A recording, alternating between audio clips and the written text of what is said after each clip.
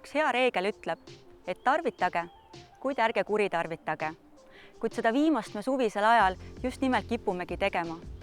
Peamised probleemsed söögid on grilltooted ja snäkid, milles on palju rasva ja soola. Kas teadsid, et kõigest 3 grillvorsti ületab juba päevase tervisliku soolatarbimise koguse? Jookide poolest on probleemiks nii alkohoolsed kui ka mittealkohoolsed karastusjoogid, milles leidub maksale kahjulik üleliigne suhkur. Alkohoolsete jookide poolest aga loomulikult alkohol ise.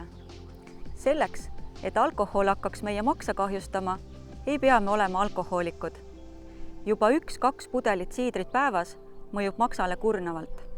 Lisaks alkoholile leidub seal ka nii-öelda vedelaid kaloreid ehk suhkrut, mis tõstab kehakaalu. Täiskasvanud inimene tohib päevas tarbida maksimaalselt 50 grammi suhkrut, mis on kokku 10 teelusikatäit. Tänapäevaste söömisharjumuste juures on sellest numbrist aga raske kinni pidada, sest suhkrut on peidetud kujul lisatud väga paljudesse kohtadesse. Näiteks, juues ära kuumal suvepäeval 1,5 liitrise Coca-Cola, oled juba ületanud päevase suhkrutarbimise koguse, sest selles on koguni 12 teelusikatäit suhkrut.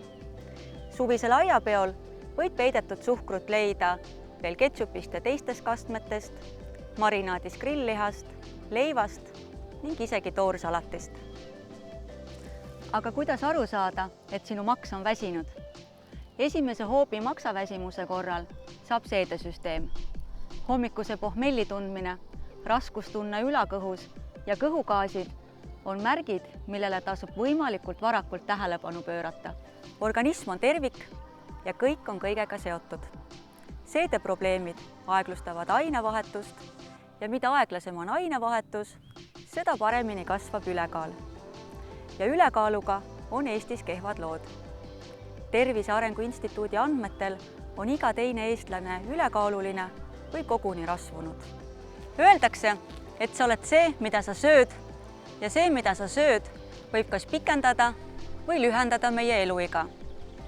Kui oma toitumisharjumusi ja elustiili analüüsides märkad, et see ei ole olnud maksa tervist säästev, vaid pigem tervist võttev, on aeg muutusteks. Et maks suudaks tänapäevase elustiiliga sammu pidada, peab teda aeg-ajalt turgutama.